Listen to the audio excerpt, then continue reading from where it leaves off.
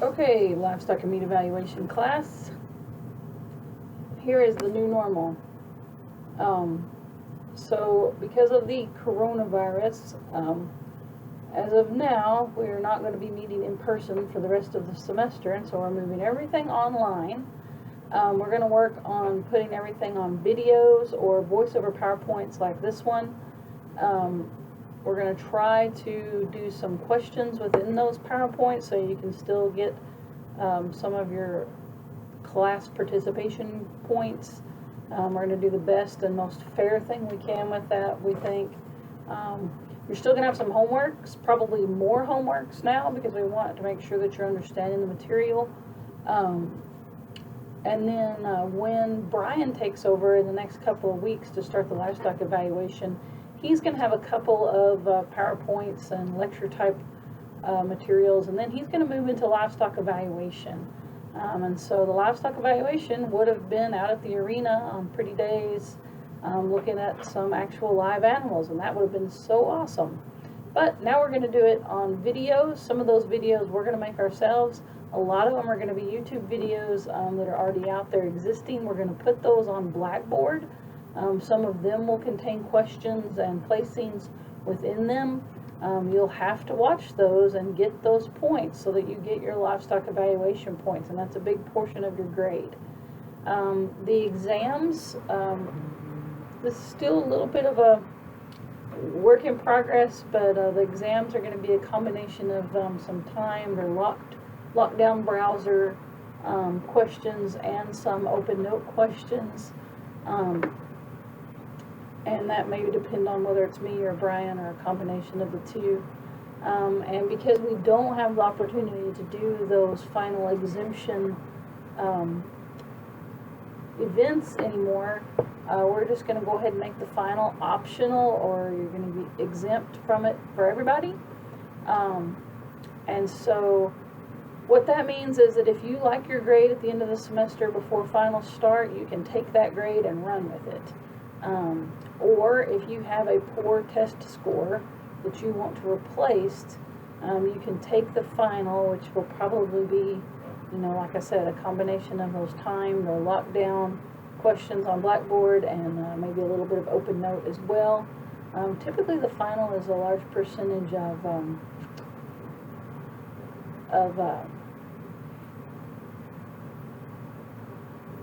multiple choice questions, so it will probably be more time than lockdown and less open note.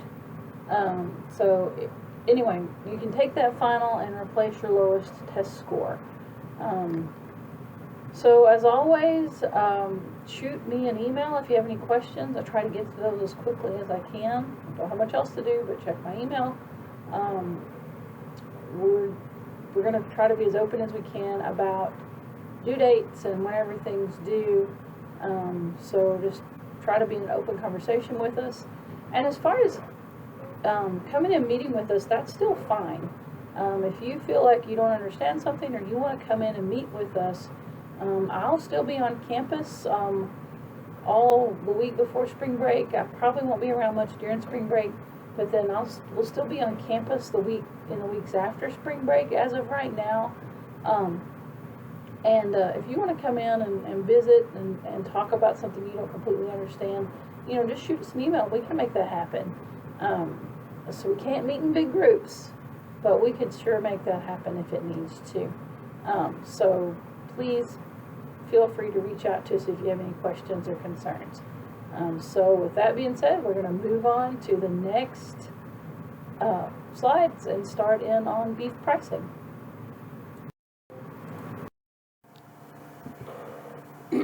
Okay, so today's lecture was supposed to be given on Thursday, March 12th.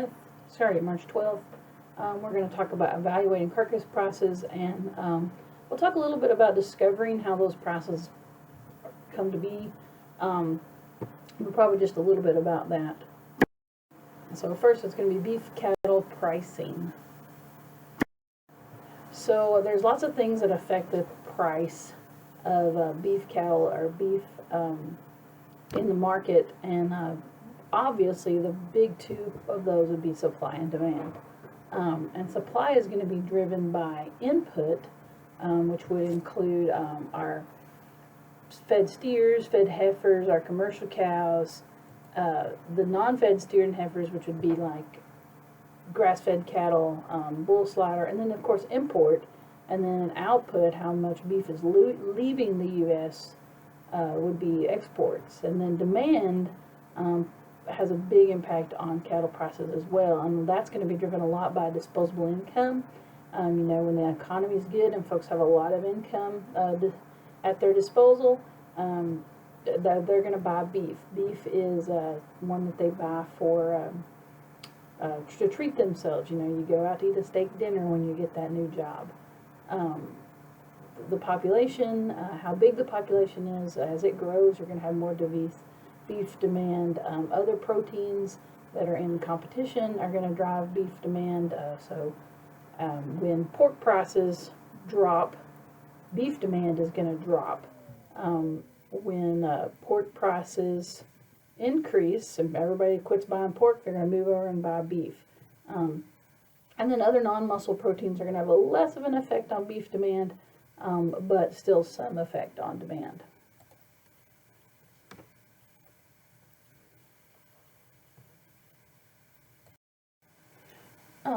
Now, in the past, cattle have been marketed, largely by negotiation and barter. I'm going to trade you this fatted calf for 2 hogs, or a bushel of corn, or whatever the value is. And then we talked about the cattle that were raised in the South Plains in Texas, and being driven up into Kansas and Missouri. And then those cattle, that's when we started seeing cattle being sold at auction. A lot of our cattle now, especially on the feeder side, so when they're coming out of the cow-calf, are going to be sold at auction. And that's, everybody's seen an auction where you have bidders and prices. A lot of times those auctions are not going to be as much based on supply and demand. They're going to be somewhat a little bit local. When my grandpa still had cattle, he knew that the cattle prices were better at Sweetwater and lower at Colorado City, and so he would sell his cattle at Sweetwater and go buy cattle at Colorado City. So, it just has to do with the customers there at that auction. But across the nation, there's not a lot of price spread in these commercial cattle auctions, and then you have all your commissions and charges that are associated with them. Now, fat cattle a lot of times are going to be marketed based on their readiness to go to market, ready to go to slaughter. And so there's folks that work for the beef companies, that work for the packers, that come to the feedlots, they look at the cattle, they can tell by the live evaluation whether or not the cattle are ready to go to harvest, and then they buy those cattle.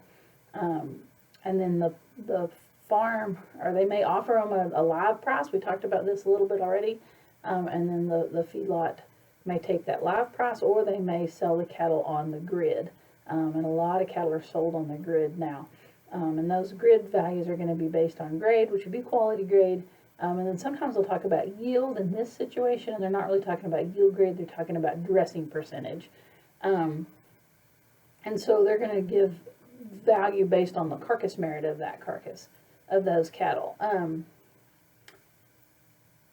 When cattle are bought this way, Brahman type cattle a lot of times are discriminated against, dairy cattle are as well, and a lot of times that base price are going to be based on what the cattle are selling for at auction, and so that base price is going to fluctuate with supply, demand, weather, coronaviruses, whatever. They're going to have a fluctuation on that initial carcass price. Moving a little bit more complicated, where you would start selling cattle on a formula pricing, where you incorporate more than just the grade and the dressing percentage. You're going to start incorporating several factors like quality grade, yield grade, hot carcass weight, other things that are going to affect the quality of those cattle: hump score, muscling score, color could be another one of those, horns.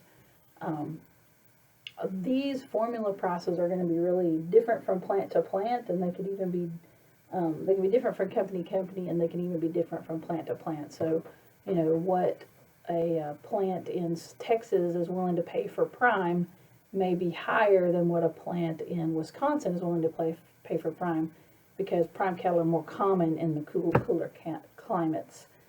So those premiums and discounts are going to be based on statistics and how many, you know, again, it goes with supply and demand. If there's a lot of prime cattle in the market, then there's going to be fewer prime cattle, or the prime cattle, the price is going to be dropped. So we're going to talk about grid pricing, which is another value-based marketing system, which is real prevalent in today's situation, today's cattle marketing. I think in our next lecture, we're going to talk about what percentage of cattle are actually marketed on the grid or in formulas. So they're going to get discounts and premiums. There's going to be premiums for things like choice, natural programs, prime, yield grade 1s and 2s. There's going to be discounts for defects like dark coater and blood splash, discounts for dairy, discounts for heavyweight, discounts for bruises and things like that. So when you sell cattle on the grid, you need to know your cattle, how they're going to grade, how they're going to yield, what weight they're going to end up at, so that you're making sure you're getting the best value, the best price for your cattle.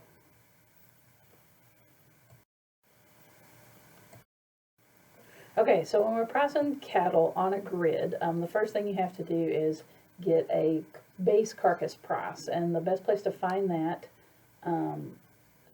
if you just want to know what carcasses are bringing as far as cattle go right now today, or March 9th, you can go to this beef carcass price equivalent index value page that's on USDA, and here's the link for it.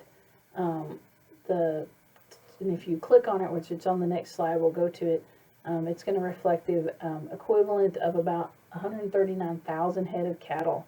And on March 9th, when I looked at it for this lecture, the base value was 183.17. Now that's per 100 pounds, so that means they're bringing about $1.83 a pound. And that's what a low choice 750 pound carcass that's going to be a yield grade 2 or 3.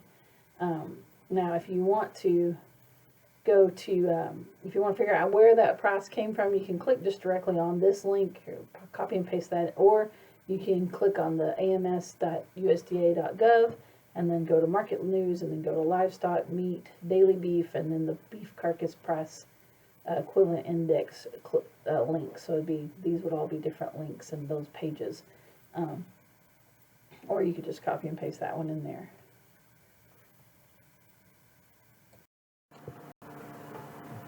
Okay, so this is what the equivalent index value site will look like. It's really boring.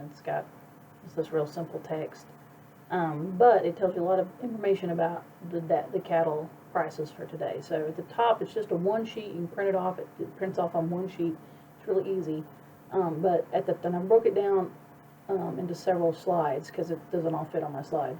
And so this is from Monday, March 9th. And at the very top of the page, you have prices for choice and select cattle carcasses between 600 and 900 pounds. And these are going to be yield grade 2s and 3s. So these are going to be low choice cattle, not average or high choice. And so these values are based on about 139,000 head. And so the choice cattle for that day will bring in $1.83 a pound, or 183.17 per 100 pounds.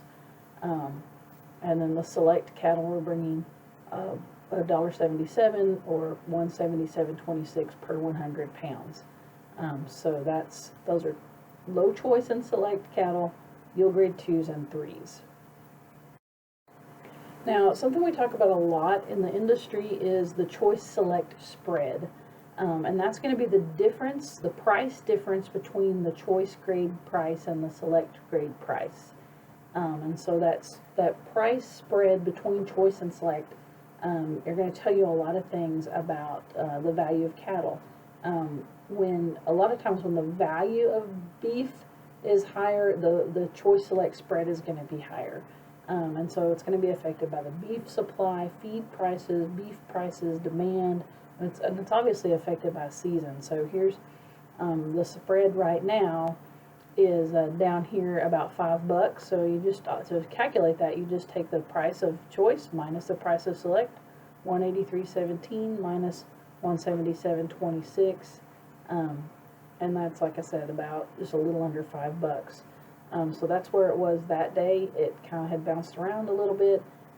Generally, we will see as we go into the spring and summer months that choice select spread will increase. And a lot of times that will increase because because we're going into grilling season. We're going into vacation time when people are out there buying they're buying more cuts that are choice type cuts to eat at steakhouses and grill in their backyard, and so the value of those that choice is going to go up, so that the spread is gonna change. And so last year it peaked, the value, the price difference between choice and select in September, so or October. We're talking right in the middle of football season. We're talking about $27, and so that's a big difference in getting those cattle to choice. Down here, right now when the value is about $5, you have to really think, how much is it worth to feed those cattle extra to get them to that choice price point. And feed price is going to play into that. The weight of your cattle is going to play into that too. And we'll talk a little bit more about that in the next slide set too.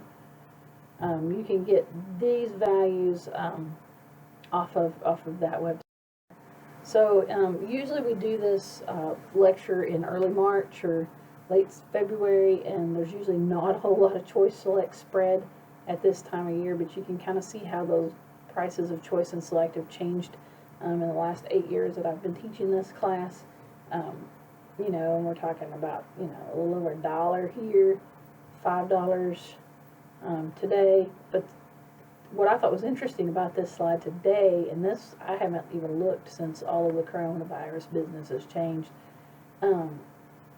the value of our choice and select are as low as they've ever been in the last 9 years. There's 9 years represented on this chart, and the price of cattle on Monday were as low as I've ever seen them. So that's really interesting. So I just jumped off and looked at today's prices for cattle on Friday the 13th, March 13th, after all the coronavirus business, and both prices are down. Choice cattle are bringing about $1.81. Select cattle are bringing about $1.73, which means our spread is getting larger over the week, but both prices have dropped even more, and so that's interesting. But moving on to this slide, this breaks down the grading percentages of the different cattle, and you can see most of our cattle are still grading choice. We're looking at 87% of cattle grading choice, and only about 13% of cattle grading select. Something else that's important from this slide is the drop credit, which the drop credit is going to be the value of the things that come off the carcass. So that offal, the hide is included in there, the head, all of the organ meats, the heart, the liver, lungs, blood. One of the most highest value things on a carcass, it can be a fetus. So all of those things are worth about $8.58 per 100 pounds. So if you have and this is based on the live weight. So if you have 1,000-pound carcass, the drop value is going to be about 85, almost $86 per carcass, or for that animal, for a 1,000-pound animal. Now most of our cattle are harvested at heavier weights than that today, But I just thought that math was kind of easy. So if you're looking at a 1,400 pound calf, it's going to be, another $30 more, so about $100. Where the slaughter cost and processing cost are going to be about $62. So you're making a little bit of money on that slaughter and processing cost versus what you're on the drop credit. So that's always important, that the plants are making a little bit more money than they're losing on the cost to harvest those animals. Here's some more about drop value. I guess I got a little bit ahead of myself. So that's going to be the value of the offal, like I said. It's further down that index sheet. So like I said, it's about right here. It's $8.58 per 100 pounds of live weight. And here, as you can see, the drop value as it changes throughout the year. What's really interesting here is how much lower we are than the 5-year average. I think that's going to be a little bit driven by some of the tariffs. A lot of those Asian countries really value our drop and our offal. And so some of our tariffs and trade issues are gonna equate to some drop value loss. Okay, so we've moved on further down the sheet to some grid prices that are down here. So we talked about the cattle that graded choice and select, that were yield grade 2s and 3s, that were low choice. Most of the cattle, a large percentage of the cattle, are going to be priced at the top of the sheet, but then the rest of the cattle are priced down here at the bottom of the sheet in this grid. So you've got the different weights, 400 to 500 pounds, 500 to 600, 708 to 900, 6 to 900, 9 to 1,000, and 1,000 and up. And then there are discounts associated with those out of compliance weights that are either heavy or light. And you can see there's a small discount for being over 900 pounds, but there's a pretty big discount for being over 1,000 pounds. And what happens when you get to these 1,000-pound carcasses, you start getting carcasses that are too big to go through the plant, and they slow down the line speeds, and that costs the company money. And then you have your premiums and discounts over here on the y-axis, I guess, or in the columns. You're going to have a $13 premium for prime. Certified is going to be like your certified Angus beef and some of those other upper 2/3 choice programs. We talked about CAB, of course. There's sterling silver. Tyson has one that I can't think of the name of right now. And then there's some premiums for being low choice but being yield grade 1. There's a little bit of a discount for being select but yield grade 1, but that discount is taking from the choice value. So our base value is based on that low choice value of $1.8317. So it's a little bit, usually this number will be, just a little bit smaller than what the choice select spread is right here. And then standards, then of course the yield grade 4 carcasses, primes, and choices, and the discount, or just a little bit of a premium, but again, that's over the low choice value. You get a little bit of a premium for being a prime yield grade 4. So what's nice about this grid is that the values are actually represented down here in the grid. So you can see the discounts that you're taking, but you can also see the actual value. It does the math for you, essentially. So for a certified Angus beef 750-pound carcass, you're going to get a $5.21 premium per 100 pounds, and so that's going to have a price of $188.38. For your, like a standard 505-pound carcass, you're going to get a $24 discount for being a standard, and then you're going to get another $17 discount, $17.64, for being underweight. And so, oops, there's an extra one there. There's going to be a anyway, so it should be $1.4089. I'll just have to ignore that one. So that's going to be the value of that carcass.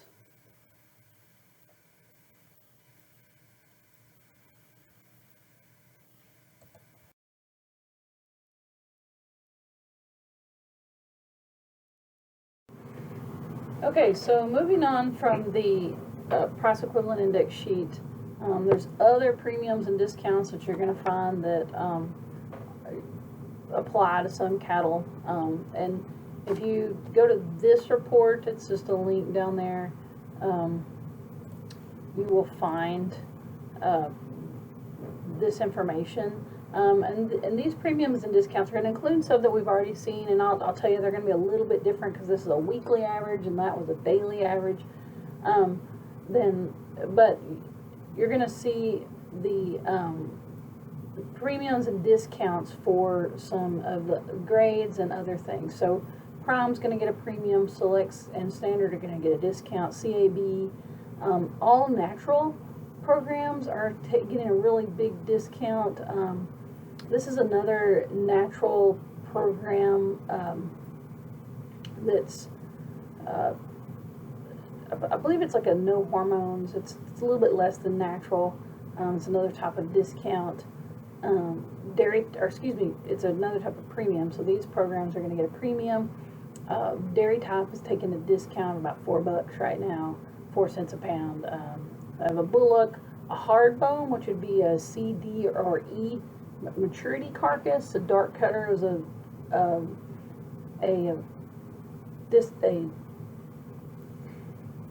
defect that we talked about the other day. Typically, blood splash and the steatosis cattle are going to be priced the same as dark cutters, so you're going to take those discounts. And then there's going to be some cattle that are going to be over 30 months of age, and that's something that they figure out based on the dentition or the teeth of those animals, and then they mark them in the plant. And the 30-month of age discount has to do with their ability for export. So there's some countries that won't take parts and pieces from cattle, and it also has to do with the BSE, or bovine spongiform encephalopathy. They don't want to sell backbone and some different parts of those cattle, especially backbone and vertebral column. So they have to fabricate those just a little bit different. So they mark them in the plant, and then that right now they're taking about a $16 discount for those cattle that are a little old. Now, over 30 months of age and hard bone, you could have one that would have both of those discounts, and so that would be, the 33 plus the 16. Or you might have one that's over 30 months, but not hard bone. Probably if you've got one that's hard bone, it's probably also over 30 months, but, there could be a weird one out there that doesn't. So those are just two different separate discounts, but you're going to take them both. And then, of course, there's benefits or premiums for having low yield grades, and then discounts for having high yield grades, and then the premiums and discounts for weights that we just talked about.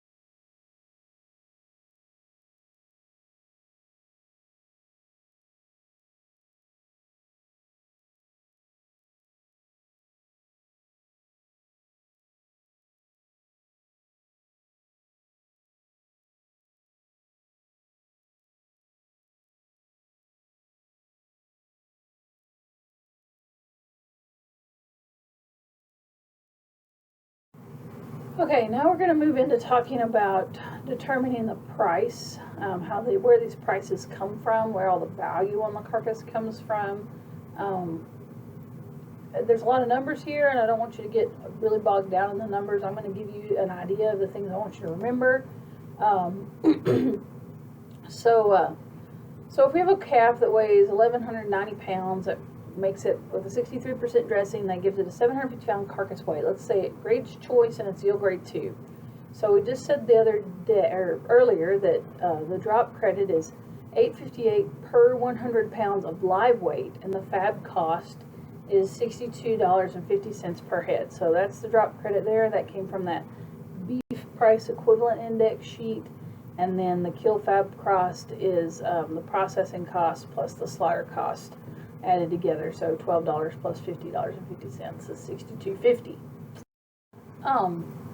So when you take that carcass, you cut it up, you're going to get several different cuts, and each of those different cuts have got different value. And so these are the prices of the cuts that where carcass or cuts were priced on March 10th.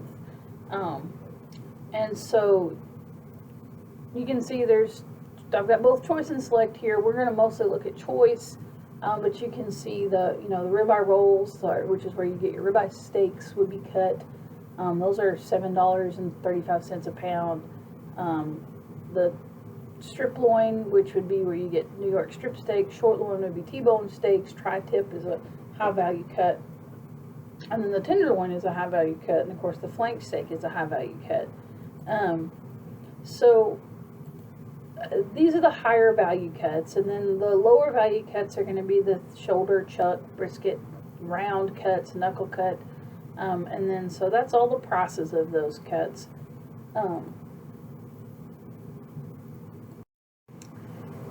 These are the prices from 2007. So this is when beef prices were really pretty low, and you can see, we're talking about $2 less. Oh, what was that? $3 or $4 less here. So the prices were a whole lot lower 13 years ago. I always just like to compare those prices. Now, if you take the price of each cut and you multiply it times the weight of that cut on each carcass, so there's almost 26 pounds of ribeye roll per carcass. There's about 60 pounds of chuck roll, 43 pounds of inside round. You see where I'm getting those numbers. Multiply that times the price from a couple of slides ago, then that gives you the worth or the value of each of those cuts. And what I want you to understand, and what I want you to remember from this set of information or this set of data, is that there's some cuts that are not very heavy, but they're worth a lot of money. Like the ribeye roll, the strip loin, the top butt, tenderloin. These are cuts that they're not very heavy. They don't contribute a lot of weight to the carcass, but because they're so high value, they're such a good eating experience, they contribute a lot to the value of the carcass. And then there's cuts that contribute a lot to value because they are heavy. The chuck roll, the inside round, the gooseneck round. These are big, heavy cuts that are not, the price per pound is not very much, but because they're such big cuts, there's a lot of value there. And so another one would be the 81% lean trim. You get about 70 pounds of that off of a carcass, and so it's worth about $125.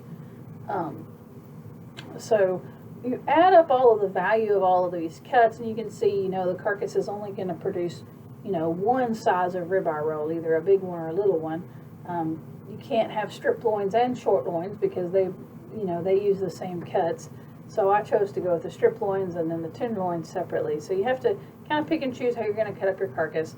Anyway, you take all of these cuts, you add up the value, and you get your total carcass value of $1,444.36.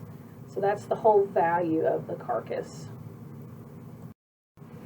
Now, when you start looking at the value of the drop, and I forgot to change the date here, but you can see the date is correct on the sheet. There's a form, or there's a website you can go to get today's value for the drop, and you can kind of see